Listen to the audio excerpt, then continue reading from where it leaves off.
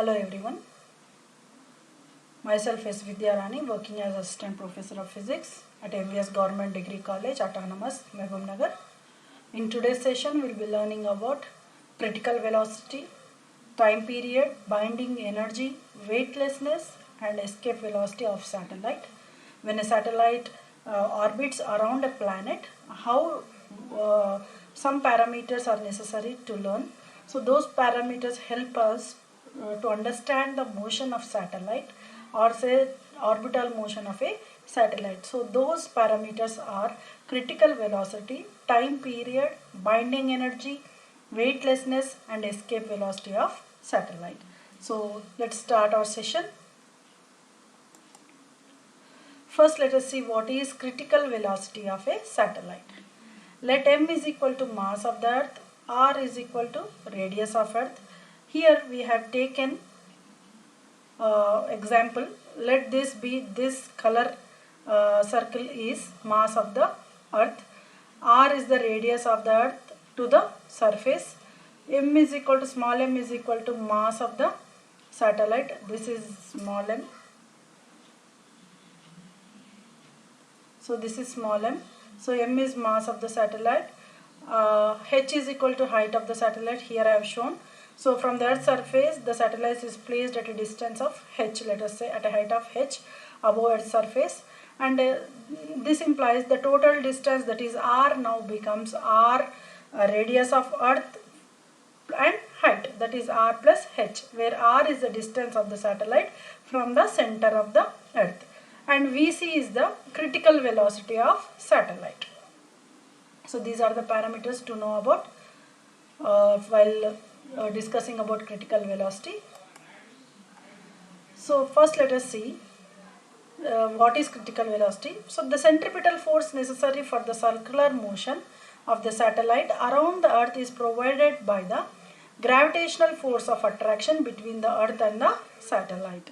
So whatever the centripetal force that is required so that the satellite is moving in circular motion around the earth is provided by the earth's gravitational force of attraction between these two, that is satellite and earth. That means centripetal force is equal to gravitational force of the earth on the satellite.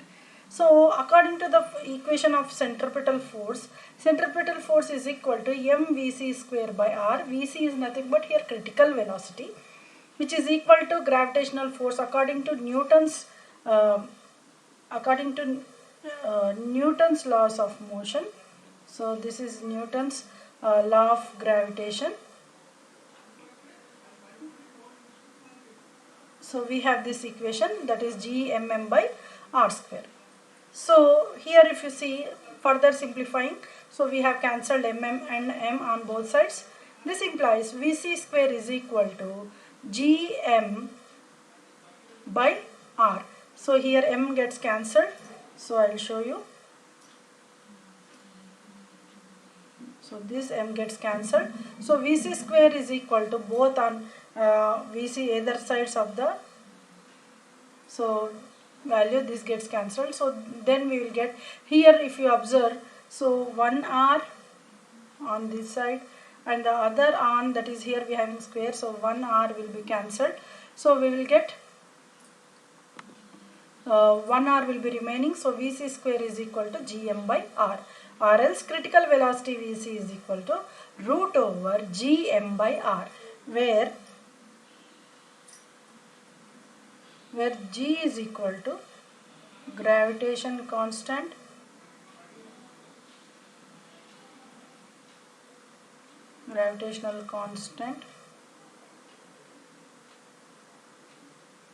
m is equal to mass of the earth and r is equal to distance of the satellite from Earth's center. So when we substitute the values of g, m and r in this equation, we get Vc value as or critical velocity. So this is how we'll be knowing about the critical velocity of a satellite using the formula root over gm by r. So we have got this equation, Vc is equal to root over gm by r. So now we will see on what factors does this critical velocity of a satellite depends on. So there are three factors if you observe here. One is mass of the planet, that is m, capital M. Because r is equal to, we know that r is equal to capital R plus h. That means this capital R is nothing but radius of the planet which we are discussing. If it is Earth, then it will be other value. If it is another planet, then its radius will be another value. So the capital R represents radius of the planet that we are discussing, on which satellite is orbiting. And h is the height of the satellite from planet surface. Hence, if you observe, there are three factors that this critical velocity depends. As we know that g is a constant, so it doesn't change. Whether whatever be the value of g, that Vc will not be affected by g. But if you observe here, this critical velocity depends on mass of the planet which we are discussing. So first factor is mass of the planet. And if you see in the denominator, there is r, where r is equal to capital R plus h, wherein capital R is equal to radius of the planet, h is equal to height of the satellite from planet's surface. So hence this critical velocity also depends on the radius of the planet which we are discussing and the height of the satellite from planet's surface. So these are the three factors that we are going to that is going to depend wherein critical velocity. This is capital M, this is radius of the planet capital R, height of the satellite as h. So critical velocity doesn't depend on the mass of the satellite, as m does not appear in the equation. If you observe this equation, there is no m value seen, small m value. Small m value is the mass of the satellite. So that means with this we can say that there is no m value in this equation. That means critical velocity in no way concerned with the mass of the satellite that is orbiting around the planet. So critical velocity doesn't depend on the mass of the satellite, as m does not appear in the above equation.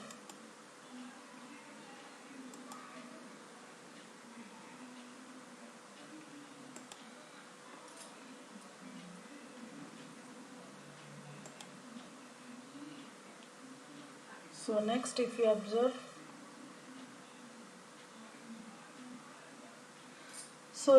here again critical velocity of a satellite.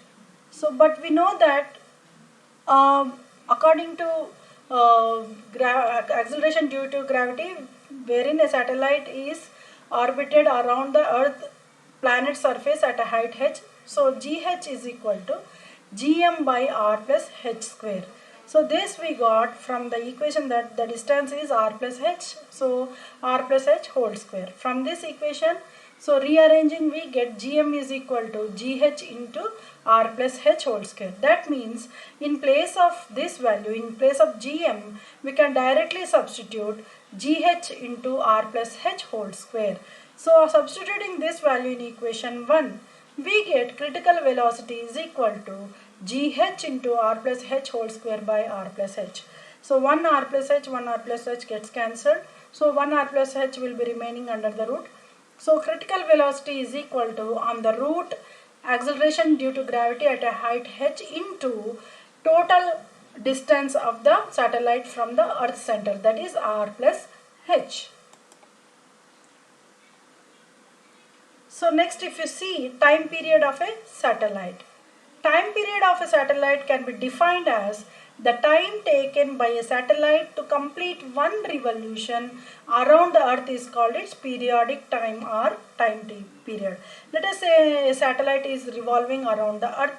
So to complete one revolution it takes some time. That time taken by the satellite to complete one complete revolution around the earth is called its periodic time or time period, and it is denoted by the letter capital T. So how to calculate the time period? Let us see. So time, again the same example. Again we have taken the example of the earth having a mass capital M, and we have taken a satellite which is orbiting around the earth, and its mass, let it be, its mass is small m.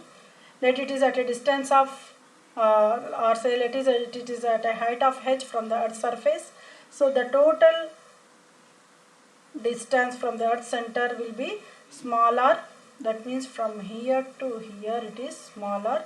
That r is equal to r plus h. So total distance is capital R plus h.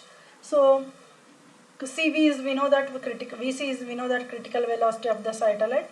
So all these parameters we are already known. So how to calculate the time period of a satellite? So we know that first to find out the time period we require a distance. So distance covered by the satellite in one revolution. Time period, we know that time taken for the satellite to take one revolution. So hence distance covered by the satellite in one revolution is nothing but circumference of the circle. Distance is here nothing but circumference of the circle, or say circumference of the planet. So time taken to cover the distance is the time period. That means critical speed, we know that Vc is equal to circumference by periodic table. We know that speed is equal to distance by time. So speed Vc is equal to distance is nothing but circumference. So by time is periodic time, that is capital T. We know that the circumference of any circle will be 2 pi r. R is here radius. If any planet is there, if you take the radius, that radius will be the r value. So according to this formula, Vc is equal to 2 pi r by T.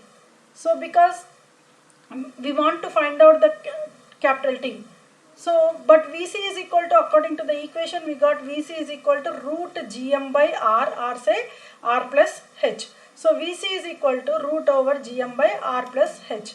So here if we say substitute in place of Vc, if we substitute root over gm by r.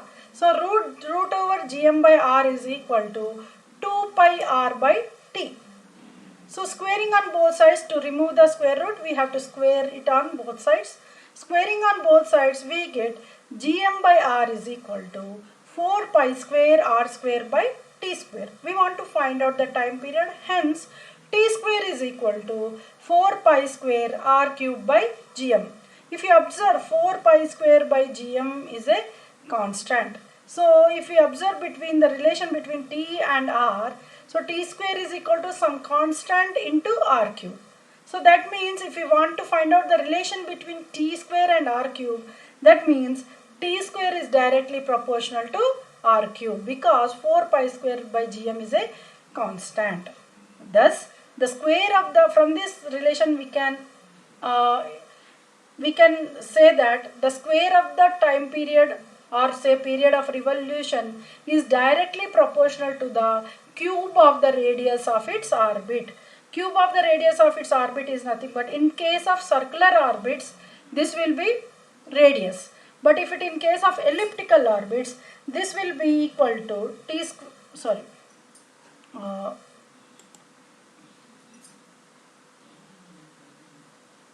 square is directly proportional to a cube. Why? Because in case of ellipse this will be semi-major axis. We have to consider semi-major axis A. Whereas here if you observe, this is in case of circular orbits, this will be equal to radius, r will be equal to radius. The square of the period of revolution is directly proportional to the cube of the radius of its orbit. Hence we know that T is equal to, if we take the root, we get time period. T is equal to 2 pi r cube by gm. So this is the value of time period. T is equal to 2 pi root over r cube by gm. Next we will find out again, let us see what are the factors on which the time period of a satellite depends. Factors on which time period of a satellite depends. As we all know the equation, if you observe, T is equal to 2 pi r cube by gm. I will write here. T is equal to 2 pi r cube by gm on the root. This is the time period that we got from the above equation. So if you see on what factors that the time period is depending on, if you see the mass of the planet, again capital M. So if you see again r is nothing but this small r is equal to capital R plus h. That means this is mass of the planet and h is height of the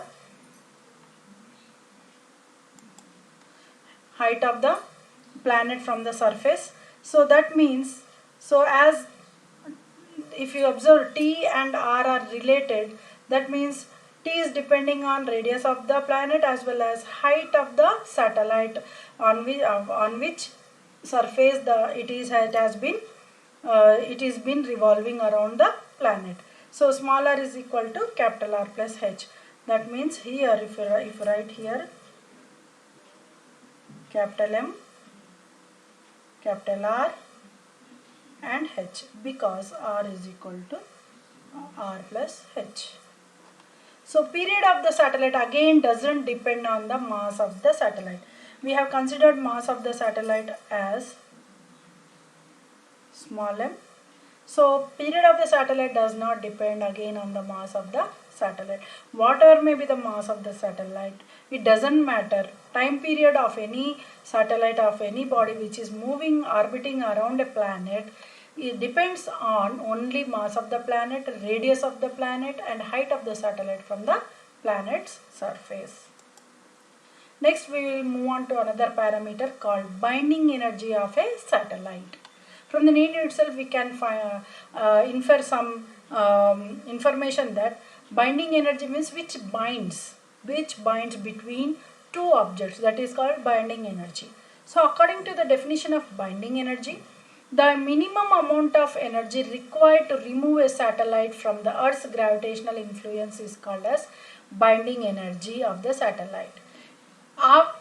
When we reach the binding energy value, so then after that value, if the amount of energy that is required to remove a satellite from the Earth's gravitational influence is called as binding energy of the satellite. So we know that a satellite revolving around the Earth has kinetic energy and potential energy. Kinetic energy because it is continuously moving or orbiting around the Earth. Potential energy because it is placed at a height of h from the Earth's surface.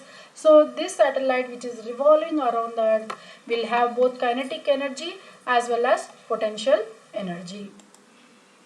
So what is kinetic energy? The energy possessed by the body due to its motion is called as kinetic energy. Simple formula, we know that if m is equal to mass of the object or the satellite and v is its velocity, then kinetic energy will be half mv square. So kinetic energy is equal to half mv square.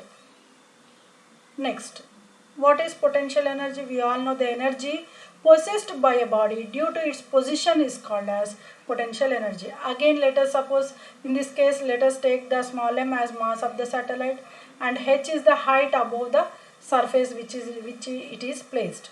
So potential energy is always referred as capital U. So U is equal to potential energy is equal to m into g into h. So this is the potential energy that we got. So please remember kinetic energy is equal to half mv square, potential energy is equal to mgh. According to the convention, the gravitational potential energy at the surface of the earth is taken to be 0. Normally, we consider the gravitational potential energy at the surface of the earth is to be considered as 0. Hence, this U This implies this u becomes 0 at the earth's surface. So only the energy which is constituted now is in the form of kinetic energy. So again the same example for your better understanding. Again I have taken the same earth mass as m, small m as the mass of the satellite, and this it is placed at a distance of small r from the earth center. From the earth's surface it is at a height of h, whereas capital R is the radius of the earth from the center to the surface. So again these are the parameters that we already know. Vc is the critical velocity, so that the satellite is moving, orbiting around the earth. So how to find out the binding energy? So the critical velocity, we know that Vc is given by root over gm by r, and we have the kinetic energy of motion, that is half mvc square. Here Vc is the critical energy, critical velocity, so half mvc square. So if you substitute the value of Vc in this equation, so we get it as half into, I'll write here, kinetic energy is equal to half into m into Vc is gm by r, so and square. So square and root gets cancelled. So the remaining terms will be gmm by r. So half into gmm by r. So the value we got here. So the gravitational potential at a distance r from the center of the earth is given by, so gravitational potential, we have to find out the gravitational potential. So that means gravitational potential is equal to minus gm by r from the center of the earth. So minus gm by r, that is potential energy is equal to gravitational potential into mass of the satellite. So therefore potential energy will be, this is the gravitational potential and mass of the satellite is small m. So we will substitute the gravitational potential value. So this is Gp, gravitational potential, and this is m. So gravitational potential value from this equation we got minus gm by r. So the substituting those values, minus gm by r into m, we get potential energy as minus gmm by r. So now we have to calculate the total energy, which gives the our binding energy. The total energy of the satellite is given by, total energy is equal to kinetic energy plus potential energy. So total energy is equal to 1/2 into gmm by r plus into minus of gmm by r. Therefore total energy, if we simplify this, we get minus g capital M small m by 2r. Why this negative sign? Why is this negative sign for the potential? Because the negative sign indicates that the satellite is bound to the earth due to the gravitational force of the earth. So this negative sign here shows that the satellite is placed at a distance of r from the earth center against the gravitational forces. So minus, so and total energy, if you see, this negative sign indicates that the satellite is bound to the earth due to the gravitational forces of the earth.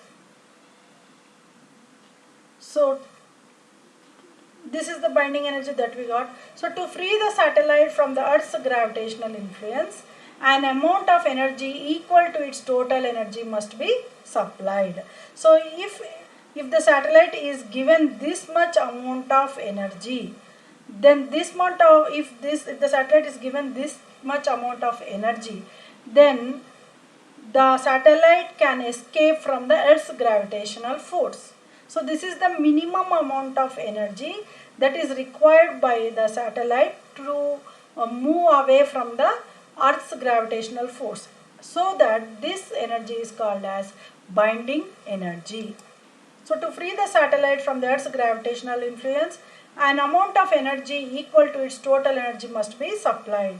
So this energy is called as binding energy of the satellite. Therefore, binding energy is equal to gmm by 2r. We have neglected the negative sign, where small r is equal to capital R plus h. The next parameter that we are going to learn about the motion of a satellite is weightlessness in a satellite. So the weight of a body is the gravitational force exerted on it by the earth. As we all know, W is equal to m into g, mass of the body into acceleration due to gravity of that planet. So the weight of the body is the gravitational force exerted on it by the earth. So when a person stands on a floor, he exerts a force on the floor. The floor in turn exerts a force on the person. This is called normal action reaction phenomena. This normal reaction is equal to the weight of the person. So the person has a feeling of weight due to this normal reaction. So the person is standing, so the person is putting weight on the floor. So the floor is exerting the same amount of force on the person. So both are balanced forces, hence this force applied by the floor on the person is equal to his weight, that is W is equal to mg. So that the person feels the weight due to this normal action reaction phenomena. But consider an astronaut of mass m in a satellite that is moving around the earth in a circular orbit. But normal cases we know that W is equal to mg. But when the same person of mass m is moving in a satellite that is moving around the earth in a circular orbit. So the person is in the satellite, sitting in the satellite, and this satellite is moving around orbiting the earth. So there is a centripetal force on the satellite and the astronaut. Because the astronaut is sitting inside the satellite, so what happens, the same centripetal force due to the earth's gravitational force acts on the satellite as well as the astronaut. Thus both are attracted towards the earth with the same acceleration due to earth's gravitational force. Because both are as one entity, so both those two person and the satellite are attracted towards the earth with the same acceleration due to the earth's gravitational force. So because of which what happens, so the astronaut is not able to exert a force on the floor of the satellite, and the satellite in turn cannot exert normal reaction on the astronaut. So what happens, because of this which the astronaut is unable to exert a force on the floor of the satellite. In the same way, in turn the satellite also cannot exert normal reaction force on the astronaut. So astronaut cannot exert force on the floor of satellite. So that means there is no action force. So no action force. In the same way, when there is no action force, even the satellite the floor of the satellite cannot exert the force on the astronaut. So there is no reaction force. So action forces and reaction forces are not felt because both are attracted towards the earth with the same acceleration. Hence this causes the feeling of weightlessness. Because he is unable to exert force on the floor. In the same way, the floor is also unable to exert force on the astronaut, because of which the astronaut couldn't feel the weight of his body. He feels the weightlessness phenomena. So we must remember that mass of the astronaut does not become zero. Even though we are saying that he is not feeling any weight, that means weight is equal to 0. That doesn't mean that he doesn't have mass, or say mass has become 0. No, mass will never become 0. But this condition of weightlessness is now also known as zero gravity condition. When there is zero gravity condition, a person feels weightlessness, that is, he doesn't feel his weight. So that condition is called as zero gravity condition. It doesn't mean that mass of that person has become 0. That means, but weightlessness does not mean the absence of gravity. It doesn't mean that the mass value has become 0, or say that there is no gravity at all. No, mass is existing, but gravity is also existing, but we couldn't feel that, that's it. But both the masses and gravity are present, but we couldn't feel the mass as well as gravity. Hence, because of which we feel the weightlessness, that is zero gravity condition. Now we will see the escape velocity. Escape velocity of a satellite is the minimum velocity with which a body should be projected from the surface of the earth so that it escapes the gravitational field of the earth is called as escape velocity of the body. So the minimum velocity with which a satellite or any body should travel so that it can escape from the earth's gravitational field is called as escape velocity. So this is the earth, radius is capital R, height of the satellite is h. So what happens if v is less than critical velocity or say escape velocity, it will fall towards into the earth. If v is equal to vc, then v is equal to critical velocity, then it starts orbiting around the earth in a circular position. If v is less than critical velocity, it will fall onto the earth. If it is v is equal to vc, then it starts revolving around the earth. If let us say if v is greater than v, then say this will move away from the earth. That means it escapes from the earth's gravitational field, so it will be thrown into the space if the velocity of the satellite is greater than its escape velocity. But if the velocity of the body is in the limits of escape velocity and critical velocity, then it will move in an elliptical orbit. So this is the conditions. So escape velocity, how to find out?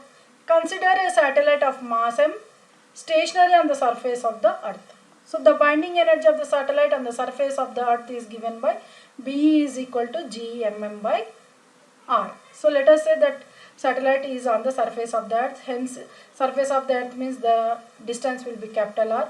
To escape from the earth's influence, energy must be provided to the satellite in the form of kinetic energy. As we all know, so on the surface of the earth potential energy becomes 0. So hence whatever the energy that is provided to the satellite should be in the form of kinetic energy. So therefore kinetic energy of satellite should be equal to binding energy. So kinetic energy is equal to Gmm by R, which is the binding energy. We know that kinetic energy is equal to half mvc square, which is equal to Gmm by R. So mm gets cancelled. So vc square is equal to 2 gm by R. Therefore critical velocity is equal to root 2 gm by R. So now we will see variation of acceleration due to gravity with altitude. We know that weight of the object is the gravitational force acting on it. Hence weight of the object is equal to gravitational force. Weight of the object is mg and gravitational force is Gmm by R square.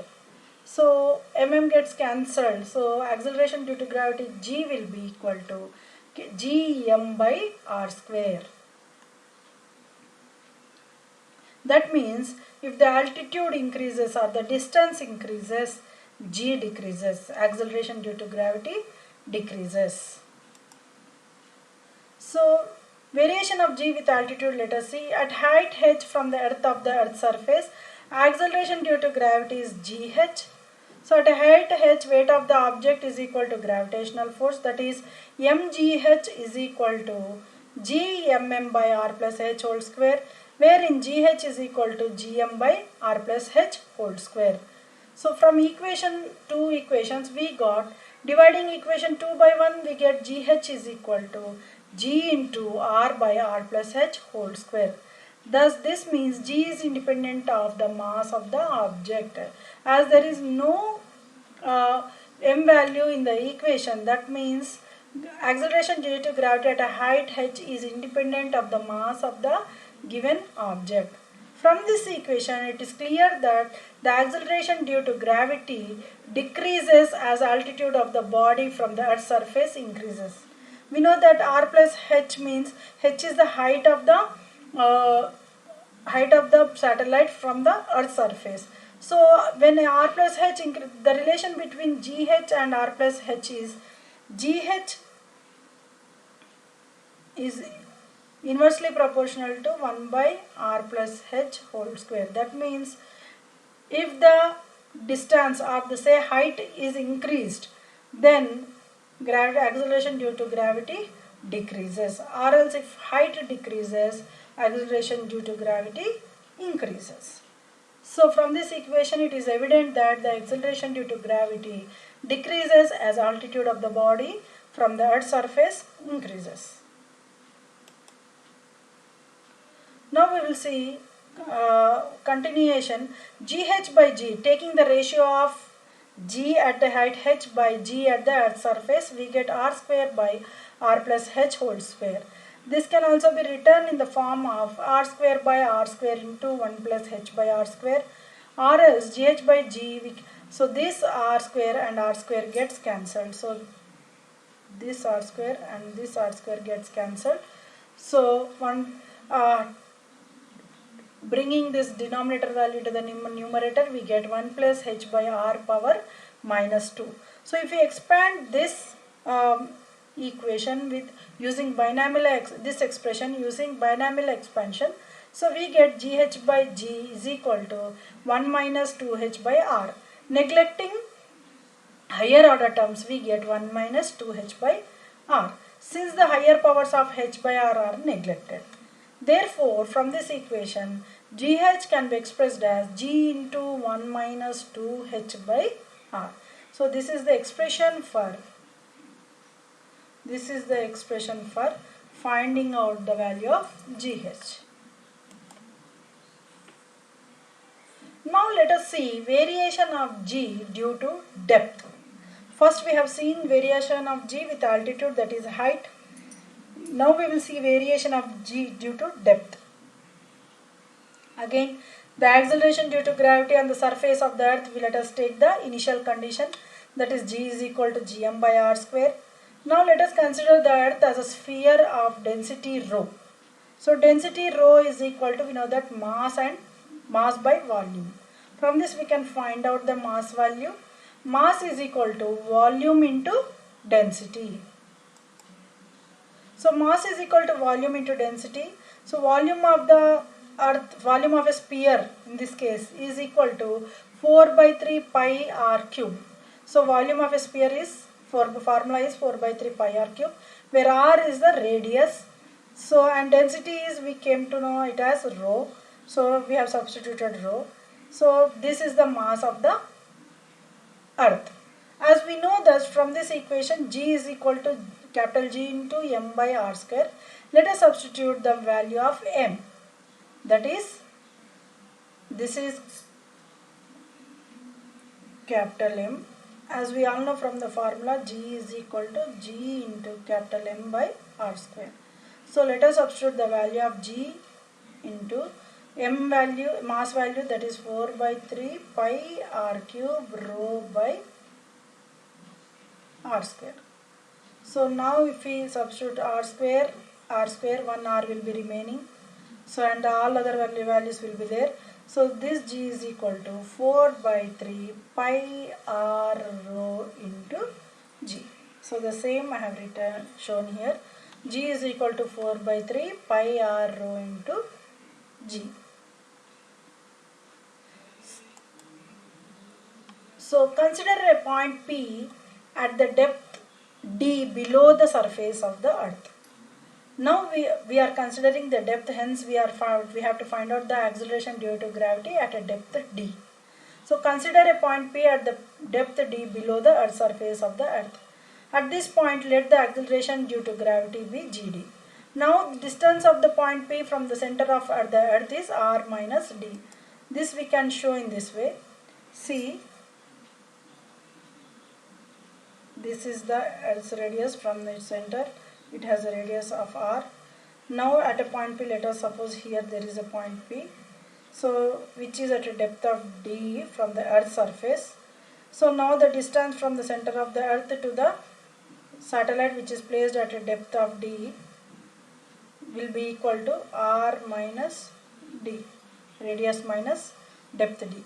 So r minus d. So the distance has been reduced. So distance of point P from center of the earth is r minus d. So again we will calculate the acceleration due to gravity at GD. So this GD is equal to gm dash by r minus d whole square. That means, so if we draw a sphere, so as we all know, this is the earth's radius of the earth is r, this is point P, let us say.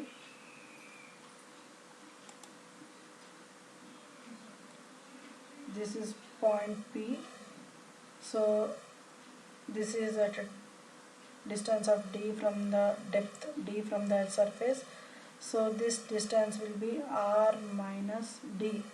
So now if we draw a inner orbit with this radius r minus d, so the mass of this inner solid sphere will be m dash. So the mass of the earth is m, the mass of the inner sphere will be m dash. So g day is equal to gm dash by r minus d whole square. Again mass is equal to volume into density. So m dash will be equal to 4 by 3. Volume of the inner sphere will be pi into r minus d whole cube into rho. Again after substituting these values, so gd is equal to g into 4 by 3 pi into r minus d cube rho by r minus d square. So if you see here, these r minus d square as well as r minus d square will get cancelled. 1 r minus d will be remaining. So gd is equal to g into 4 by 3 pi into r minus d into rho. So comparing both the equations, if we divide equation 2 by 1, we get gd by g is equal to, so gd by g is equal to 4 by 3 pi into r minus d rho into g by 4 by 3 pi into r into rho g. So all these terms rho g, 4 by 3 pi gets cancelled. Remaining terms will be gd by g is equal to r minus d by r. So when r can be taken out common, so when we take common r, so we will get r into 1 minus d by r. So r gets cancelled. So remaining term will be 1 minus d by r, and from this we can find out the acceleration due to gravity at a depth d. Gd is equal to g into 1 minus d by r. Here I have made a small mistake. This is gd is equal to g into 1 minus d by r. So this is the expression for the acceleration due to gravity at a depth d below the surface of the earth. If you observe here, acceleration due to gravity decreases with depth. If you observe here, depth is directly proportional to acceleration due to gravity, that is gd is directly proportional to depth. If depth increases, gravitational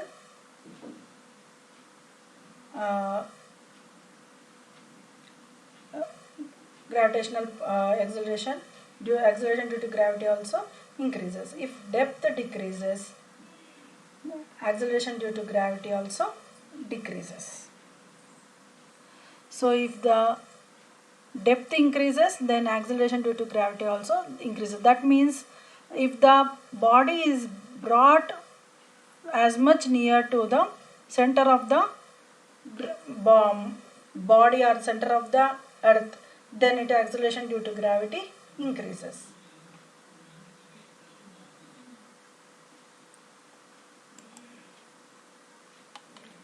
That means at the center of the earth, that means d becomes equal to r, because at the center of the earth the depth becomes r.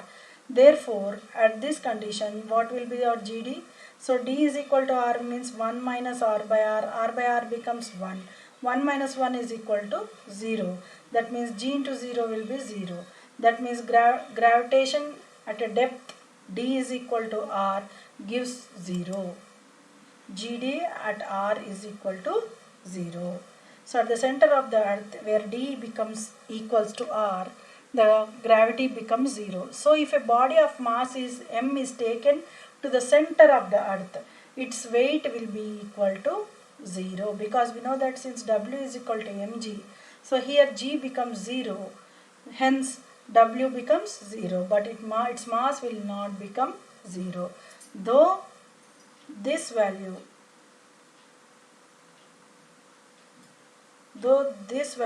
GD becomes 0, mass will not become 0. So only GD becomes 0, so W becomes 0. Let us see the graphical representation of G due to depth and altitude.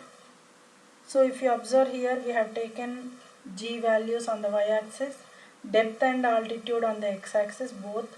So depth means inside the earth, altitude means outside the earth. This is the earth surface, let us say. If you plot a graph between depth and acceleration due to gravity, it's a linearly increasing one. That means if depth increases, then its acceleration due to gravity also increases linearly. But if you plot a graph between altitude and the acceleration due to gravity, if you observe, as the altitude increases, this acceleration due to gravity decreases. That means depth and G is directly proportional to depth, whereas G is inversely proportional to altitude. If depth increases, G also increases. If depth decreases, then G also decreases. Whereas vice versa, for altitude, if altitude increases, then the acceleration due to gravity decreases. Or if altitude decreases, acceleration due to gravity increases. So depth is directly proportional to acceleration due to gravity. Altitude is inversely proportional to acceleration due to gravity. Now let us see what is latitude. The latitude of a location on the earth is the angular distance of that location south or north of the equator. Latitude of any location on the earth is the angular distance of that location south or north of the equator. So latitude of equator always is considered as 0 degrees.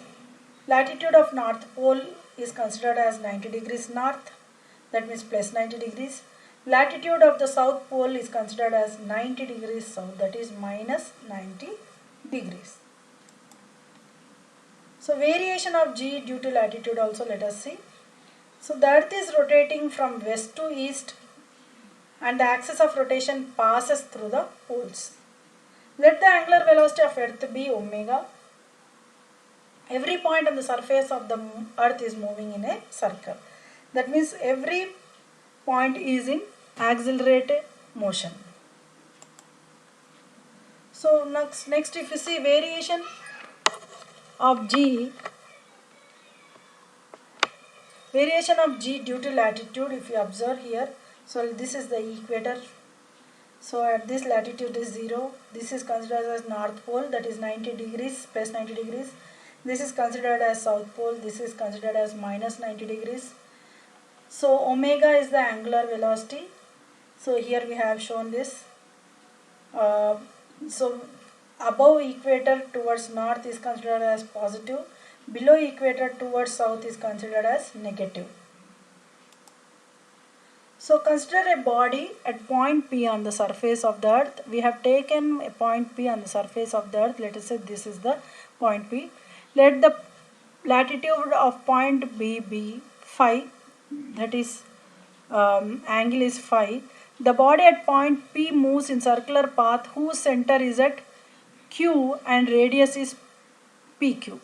So let the radius of this point P, which is moving in a circular motion, is center is at Q and the radius is PQ.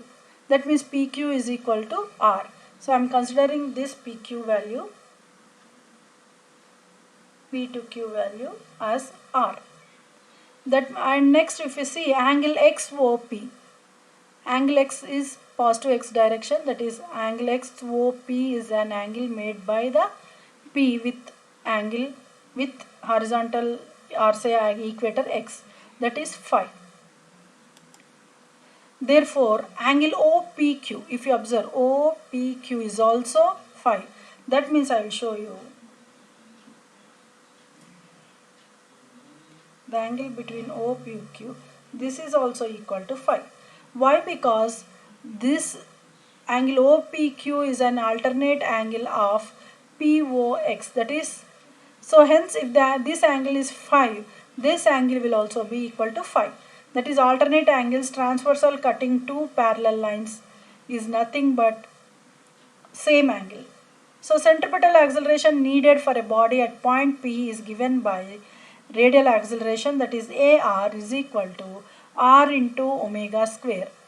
R is this, we know that the distance between P and Q is R, omega is our angular velocity, so acceleration is equal to R into omega square. Now consider triangle OPQ, right angle triangle OPQ. Now from this equation we have to find out cos phi. Cos phi is equal to PQ by OP.